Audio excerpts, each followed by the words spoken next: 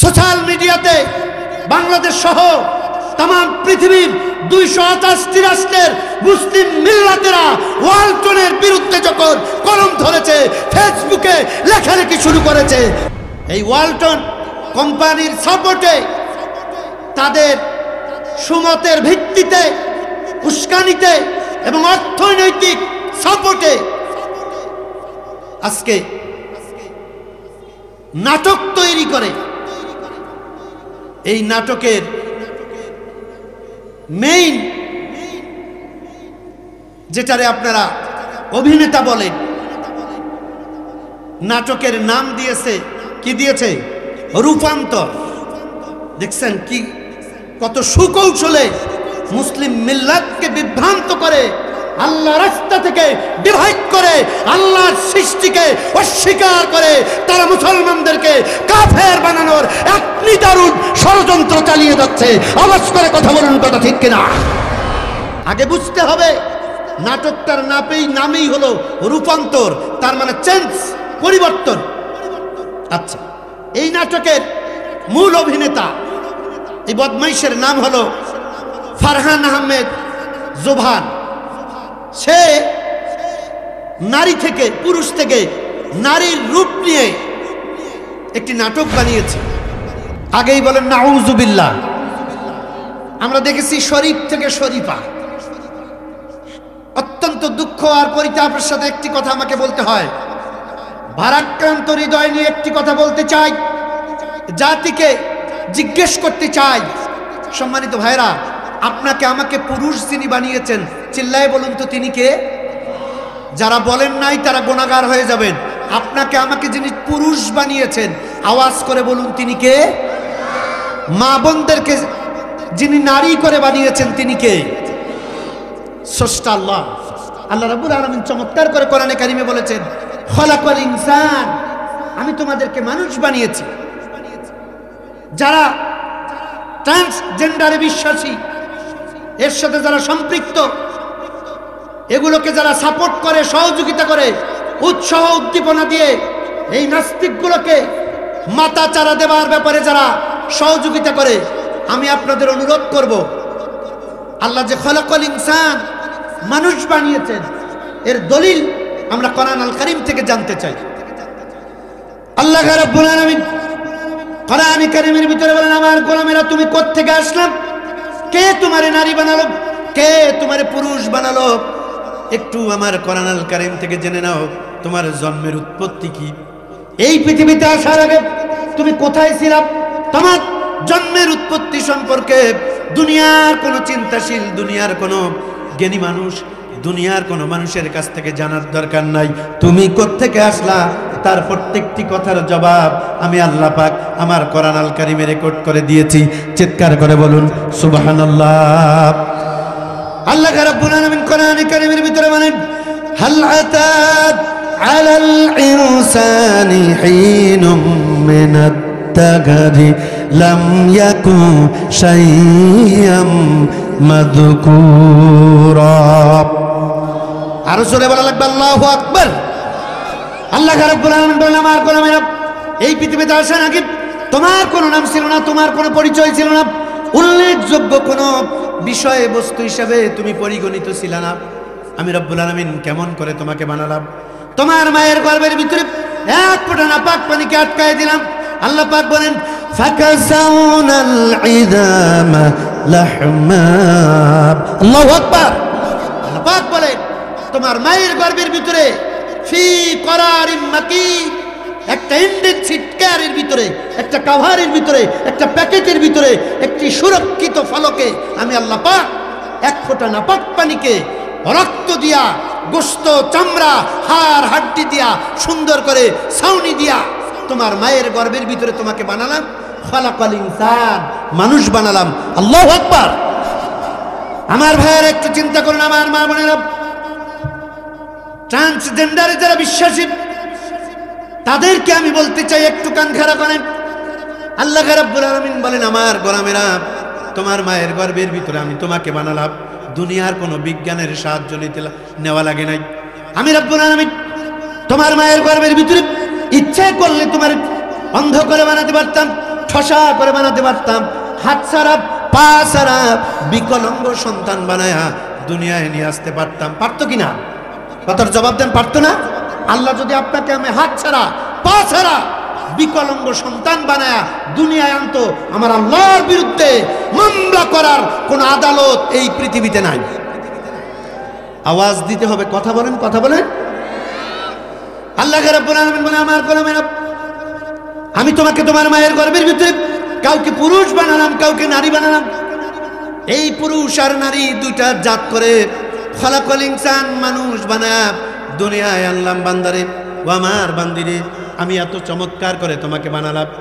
আমি আল্লাহ ইচ্ছে করলে ছোট্ট একটা পোকা বানাতে পারতাম, তেলা পোকা, মাকড়সা, হাতি, ঘোড়া, কুত্তা বানাও যদি দুনিয়া আনতাম, আমি আল্লাহর বিরুদ্ধে মামলা করতে পারতে না, মিছিল করতে পারতে না, মিটিং আর অবরোধ করতে পারতে না। কথা বলেন। আল্লাহ পাক বলে, ইচ্ছে করলে ব্যাং বানাতে পারতাম, সাপ বানাতে পারতাম, তেলাপোকা, হাতি, ঘোড়া, মাকড়সা, পিঁপড়া বানায়ও যদি দুনিয়ায় আনতাম, আমার বিরুদ্ধে স্লোগান দেওয়ার কোনো জায়গা ছিল না। ঠিক কিনা? আমি কি করলাম? খলাকল ইনসান, তোমাদেরকে মানুষ করে বানালাম। কেমন মানুষ বানালাম? আল্লাহ রাব্বুল আলামিন কি চমৎকার করে কোরআনে কারিমের অন্য জায়গায় বলেন। আল্লাহ পাক বলেন, লাকাদ খালাকনাল ইনসানা ফি আহসানি তাকওয়িম। আরেকটু আওয়াজ করে বলুন আল্লাহু আকবার। আল্লাহ পাক বলেন, আয়নার সামনে দাঁড়াও, মস্তানি দাও, আমি তোমার সুন্দর একটা দেহ দিয়া, আমি আল্লাহ রাব্বুল আলামিন তোমার মায়ের গর্ভের ভিতরে ইন্না খালাকনাল ইনসানা মিন নুতফাতিন আমশাজ। তোমার মায়ের গর্ভের ভিতরে যে এক ফোঁটা নাপাক পানি পুরুষ আর নারীর শরীর থেকে নির্গত হলে পরে গোসল করা ফরজ হয়ে যায়, এমন এক ফোঁটা নাপাক পানি দিয়া তোমার কে চমৎকার করে বানালাম। একটু আয়নার সামনে দাঁড়াও।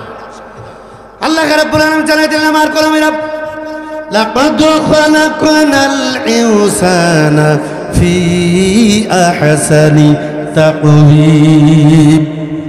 আমি আল্লাহ পাক তোমার মায়ের গর্ভের ভিতর থেকে উত্তম একটা আকৃতি দিয়া হাতের জায়গায় হাত দিলাম, নাকের জায়গায় নাক দিলাম, চোখের জায়গায় চোখ দিলাম, কানের জায়গায় কান দিলাম। কি চমৎকার করে একটা উত্তম আকৃতি দিয়া, একটা স্ট্রাকচার দিয়া আমি তোমাকে বানালাম। খলাকল ইনসান, মানুষ বানালাম। কে বানালেন? আওয়াজ করে বলেন, কে মানুষ বানালেন? আল্লাহ পাক আপনাকে আমাকে সুন্দর একটা দেহ দিয়া পুরুষ বানালেন। ও মিয়া, তুমি আল্লাহ বানালো পুরুষ, তোমার পুরুষ থাকতে ভাল লাগে না, লম্বা চুল লাগাও, নারীর লেবাস ধারণ করো। কথায় কথা বেড়ে গেল। বাংলাদেশের একেবারে টপ নিউজ, বাংলাদেশের একটি সুনামধন্য কোম্পানি যার নাম হচ্ছে ওয়ালটন। এই ওয়ালটন কোম্পানির আমি নিজেই একজন ক্রেতা। সব সময় সুযোগ পেলেই ওয়ালটন থেকে কোনো কিছু পরিবারের জন্য, আত্মীয় স্বজন এর জন্য কেনার চেষ্টা করি। বাট হয় কেন? এটি আমার দেশীয় পণ্য, কারণ আমি আমার দেশকে আমি আমার জীবনের থেকেও বেশি ভালোবাসি। আসতে বলেন কেন? কথার জবাব দেন, কথা ঠিক কিনা? দেশপ্রেম আমাদের অন্তরে আছে না নাই? আরে ভাই, আপনারা কথা বলেন না কেন? দেশপ্রেম আমাদের অন্তরে নাই? আছে। আমার দেশীয় পণ্য ওয়ালটন, এই ওয়ালটন কোম্পানির সাপোর্টে, তাদের সুমতের ভিত্তিতে, উস্কানিতে এবং অর্থনৈতিক সাপোর্টে আজকে নাটক তৈরি করে। এই নাটকের মেইন যেটারে আপনারা অভিনেতা বলেন, নাটকের নাম দিয়েছে, কি দিয়েছে? রূপান্তর। দেখছেন কি কত সুকৌশলে মুসলিম মিল্লাতকে বিভ্রান্ত করে, আল্লাহ রাস্তা থেকে ডিভাইড করে, আল্লাহর সৃষ্টিকে অস্বীকার করে তারা মুসলমানদেরকে কাফের বানানোর এক নিদারুণ ষড়যন্ত্র চালিয়ে যাচ্ছে। আওয়াজ করে কথা বলুন, কথা ঠিক কিনা? আগে বুঝতে হবে নাটকটার নামেই হলো রূপান্তর, তার মানে চেঞ্জ, পরিবর্তন। আচ্ছা, এই নাটকের মূল অভিনেতা, এই বদমাইশের নাম হলো ফারহান আহমেদ জোভান, সে নারী থেকে, পুরুষ থেকে নারীর রূপ নিয়ে একটি নাটক বানিয়েছে।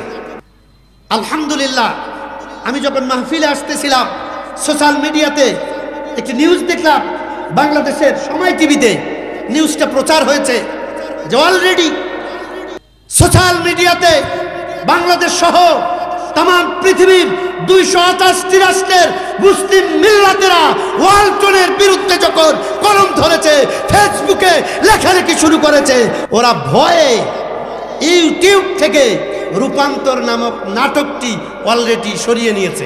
আলহামদুলিল্লাহ। আগে বলেন না রে ভাই আলহামদুলিল্লাহ। আচ্ছা, দিনাজপুরে আপনাদের মুসলমান তো দুর্বল কেন? প্রত্যেক বছরে 2-4টা করে গরু খাওয়াবেন, ব্যাটারি খুব ড্যাম।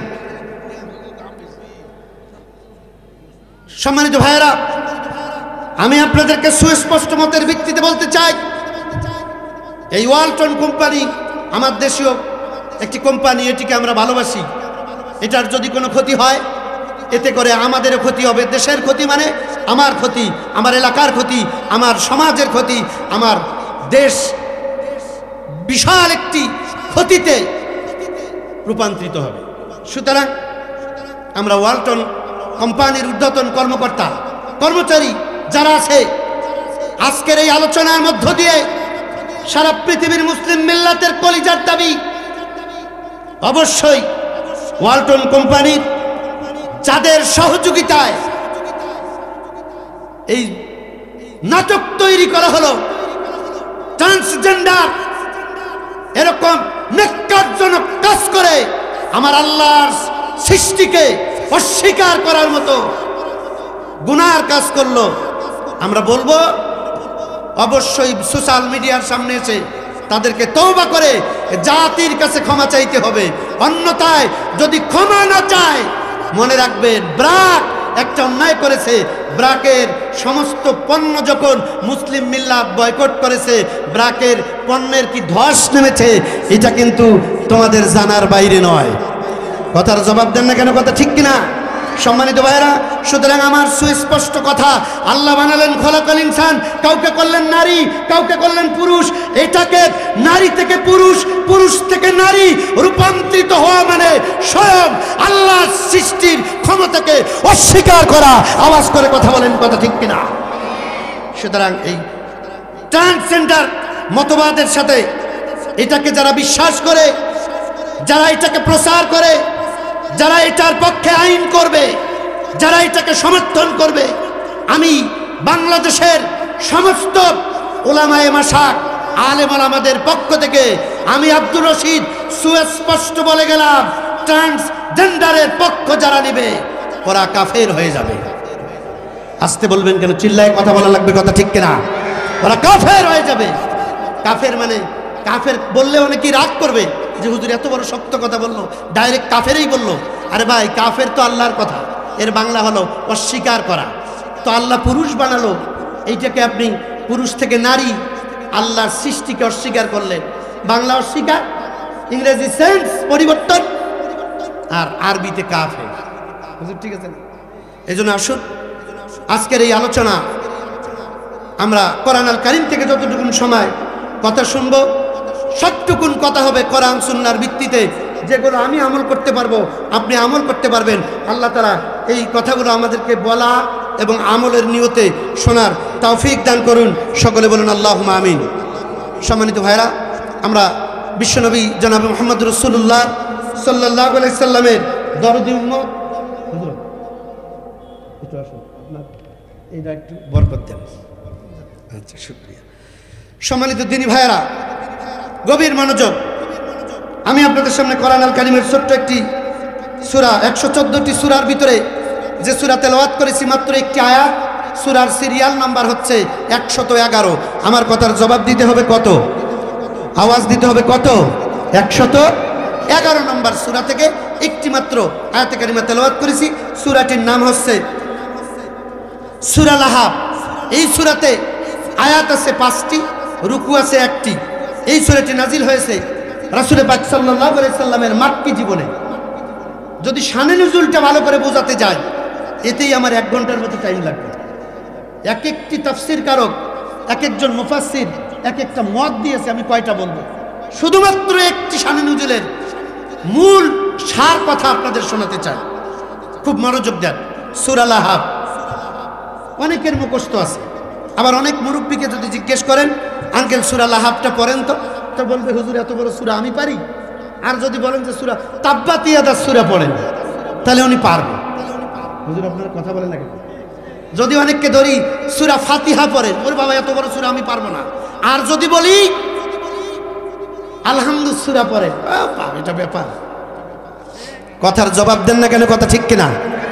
সম্মানিত দিনী ভাইরা, এই সূরা থেকে আমি আপনাদের যে জিনিসটি আজকে বোঝাতে চাই সেটি হচ্ছে, এই সূরাটি নাজিল হয়েছে কখন? আমার দিকে দেখুন যুবকেরা, আপনার কলিজা ঠান্ডা হয়ে যাবে।